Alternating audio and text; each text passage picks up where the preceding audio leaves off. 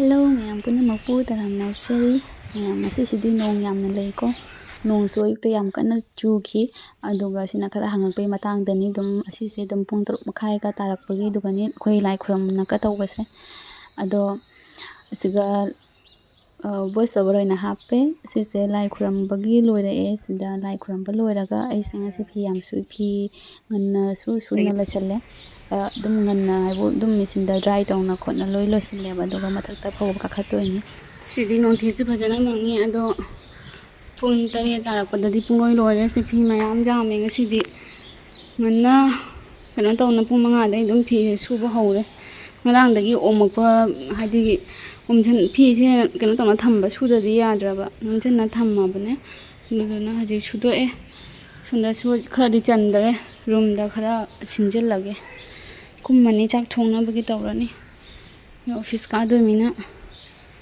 kana tawna bagi ana phi sidadi loina sille nong hi songa sille no sa da horen sa dura kar re khangde musa horen sa bi di fani na kumani kare hinjang tawba mu jengasi tere taramina nangbudi nangani nong hi su lei ngasi di phajana nong lai no nong phajana lei dry tawba phini na ne nusitna dum kangjarani sida phujalle tengai khara sina room da phujalan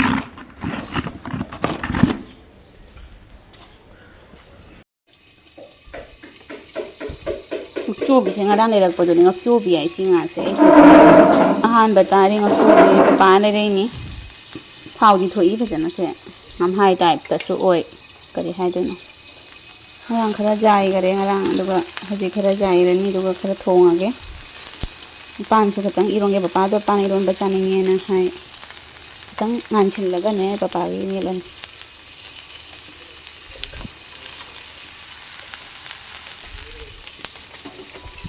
भजा होगा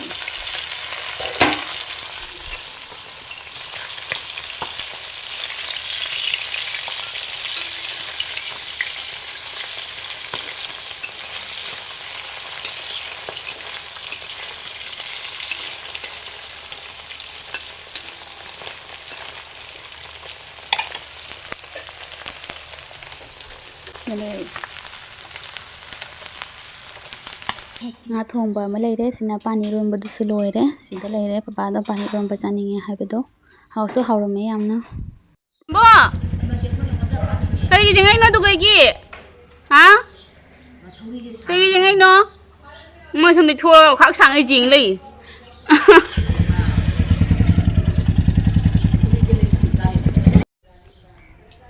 du nusa dore haji sai nusa sa dore di phani ai da nusa sa dore sai nuông bóng mấy lạc với mà tàu xa xa đồ đấy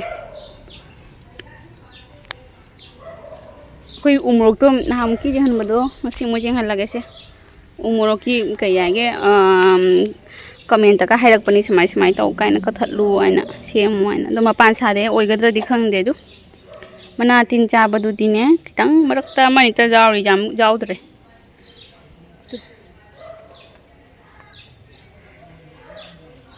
पान दुम साजरे उमरोक से सोनादी खरा अते अते सिदिने दुम पांबी से फदी फजरे पांबी से दुगने मपान साबसे अमतंग सागलई सिंगै सिता सिना ख्वाइदै सो वांगे अतंगै चावदे दु सोंदा थाई पांबी से याम याम देदा तोरकोट मचु से फजदरा से यौन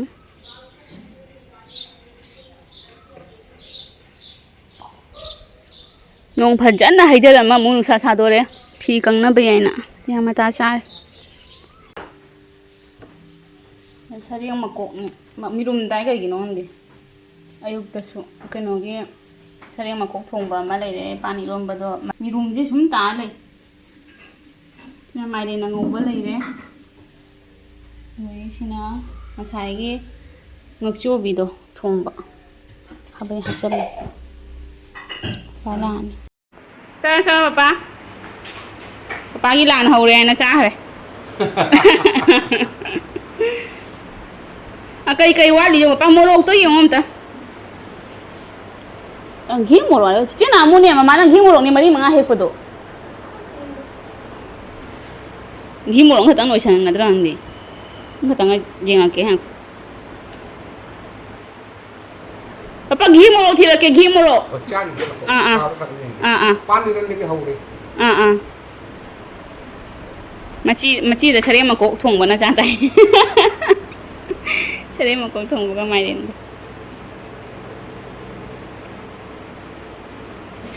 Moro wat bro. Moro ketemu di mana jalan ya? Bisa jalan bro. Saya di Kada hap ke? Hap dulu. Hap no. Moro su lai ade ghee moro su thira phangani. Ja ja. Dong prok sirang. Dong prok sirang de.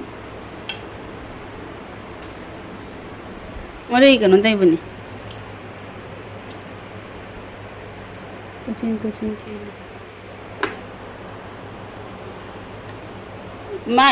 Papa marai do khala ke ai ure. Pa udre. Khala sagi. Masing. Papa main mo hao bani papa. Main ang oba. Hindi mo kang hapsan.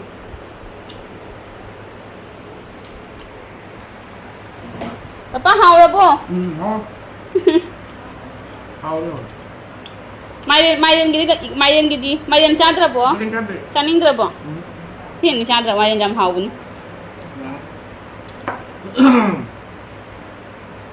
Cha.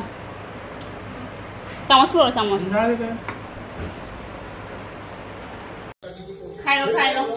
Khai cái này bị. Khai cái. Khai. Mình nó còn kem rau ấy. Đây là gì? Iya. Ya siyaw ini. Kem rau ấy. Iya. Ini yaw ini. Ya siyaw ini masaknya. Này, cô là làm giàu ini, ta ra một hiện giàu. Giàu ini ya. Chị cho hảo tôi đi. Hải phết cũng giàu ini. Pampi में क्या बोलने करी how Ranjan no मोने मुली. Chị cho hảo tôi đi tiêu. Iya. Kenapa jangan jalan ini? Cô là ta ra một hiện ini. Sakka Itu deh. saya itu. Han berarti kayak betul. Terakhir le. Itu yang saya. Itu sih tugai lo itu deh. Rồi xem người ta bây giờ popi như vậy. Chị thật đấy ạ. Akan bani sini akan bani saya. Masih kan dulu. Akhirnya yang dulu di sini nunggu ada. Apa le saya ni itu. Mga tara, tara mga. Lagu yang tu lagi masih ada ni. Tara mga orang ni. Chak thagatle adunga kandla se jong du papanna lerakpa nungdang da oina thongani se sai lerakpani kandla se mari khakni ba chawdi chawre da chawbado se ama khak se jai rage kangsoi ga ne chara su dum kangsoi da hap na bagi kangsoi ga tawra soina ne ama khak khaido e duga si semaga thongna bagi tawrage nungdang se semba loire ado sita leire sina machan su semba lo ram alu se kitang lo tho ni kai nai din ya karon mo hapsalani karon no bo su lai braina khara hapani ado si se mamana maina sang sana khara hapo ramai se pong hawai sang bi se haw ye ado loire e haw so hei rage ngango bagi ngango khatlani ado thum hapage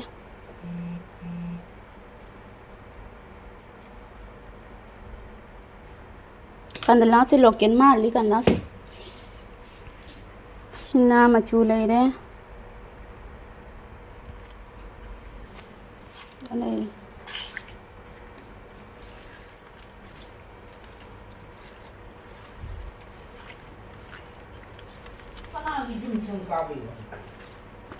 Kanari. Jum sangka ba? Khangde ne.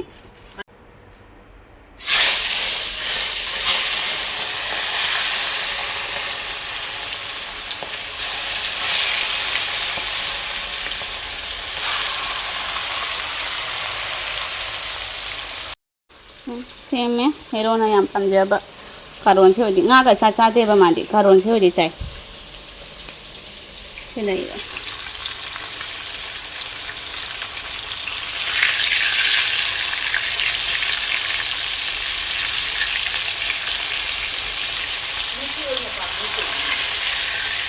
haibro kari haige kari haige se ngau ngau na si chamage mami man thau se bo su se mage mami khra mami kang soi se kitang taurani se bo ani ra kaino hum la kitang taurani chamba ma kitang phun lage ti lo puthoro 3 ti lo puthoro age loka kang soi da hap na bai ni ina kan last ma khak ne sida jai mule e si su jai se jaran si lo rak to ni thara ma se ma kitang tani kang soi ba haurage methi loina hap roi jaman ngare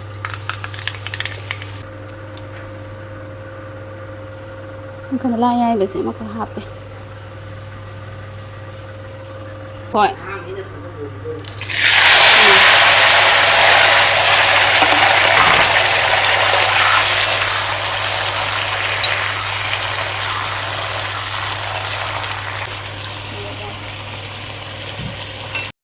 thang jing ni dan ni amma kha sen do ne chobi ma sai purein ne chobi na thang jing purok pa se ni khak loram ne si se kana tau rani tu me dan ni haji jeng se du khang se mi du ngang bi kana tamina munna hau ta re se achu maroi hap ping ja khra mun ngau saling hapani haji ti chu hapage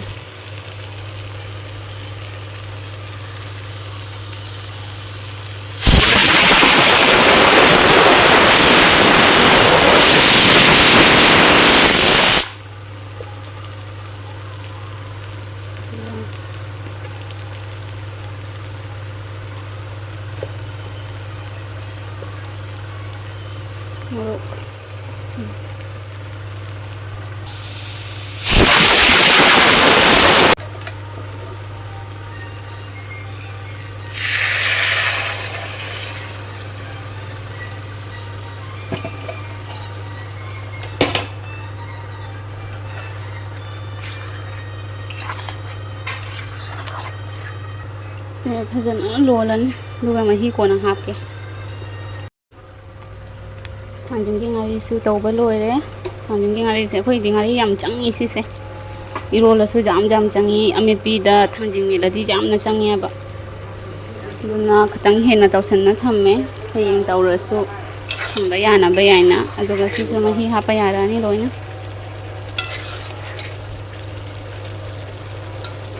halu su mulle hapa yaran rajang na luna ba ising asaba hape ising asaba ni hape se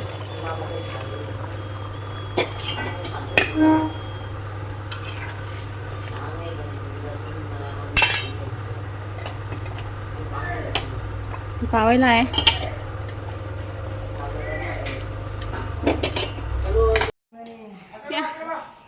nam papa di genji kali la lai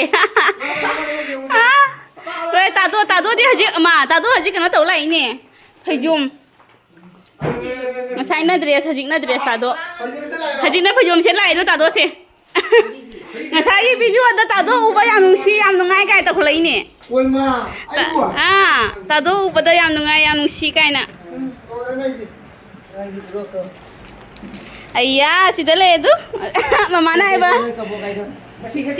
mana hai ba litchi ni takana mamton na litchi pu go hai ai du go aina hai ba ma chani ni na do bon ta por yong na changu le ji se noi ka bo gai do angang bom khala cha ke ta do su pi go gwati da na ma pali angang sin cha na bai sanga sangang ba yung du lai gi su khara thammani lai khai do na sin ke le da charan puthum mama mistri na pakung ne 오전 파자는 비자라 뭐. 먹긴 잘래. 와 खाजा लालमोहन रसगुल्ला नमकीन और ते मरी खा दुम जाए दम चासिला चले रे नहीं कबो को रूंगा खन ले म कबो न त्या खोई की जुम न सियम बनी कबो का उरुंगा 진이 좀 잡대. Chini ngang hapte yamna khatang tani hapi si. Jang se hau bi ba ta do do. Lai ta do su aga sai mamangi blog ta u ba do ni. Ta do moi lu hong chalu ba do haje hala pe nung dang gi video se ai dum ngasi dum hapchin bani. Sika lai re. Nga hapchin le lai lai. Nga le cha khai roi da ni ba pa wi philai nga ha pa tha di. Khang de ne. Ta do do ngasi chatora hei chatora hai ngamdri du du gi. Kitang ngana lo chana bai nai su jang jang tau ba.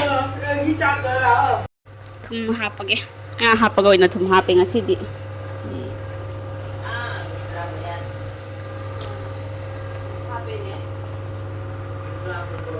Morok sidi jamna sahan bado oidre ba chamas ama khatang ti hena hap khi chamas ama ga do yamna di sa bado oira roi kan ga si su achamba ngani na ne morok yam sa di cha ba sungam na de pawai papan loi tani morok yam sai se mama oi moi morok sa ngami khoi te di ngam na de lai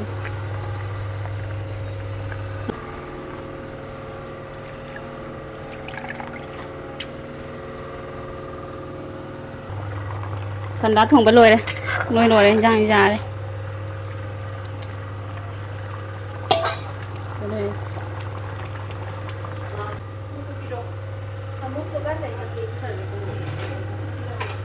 Hinjang su jen ba khotpa loi noi re chak su khai re aduga loi re hai do ni duga ne siga thangjing do ekhoi gi thangjing special loi na siga le umoro khara ga ngari su hape aduga si le re chama se lok thoke hoji se Karen se papa na to ni se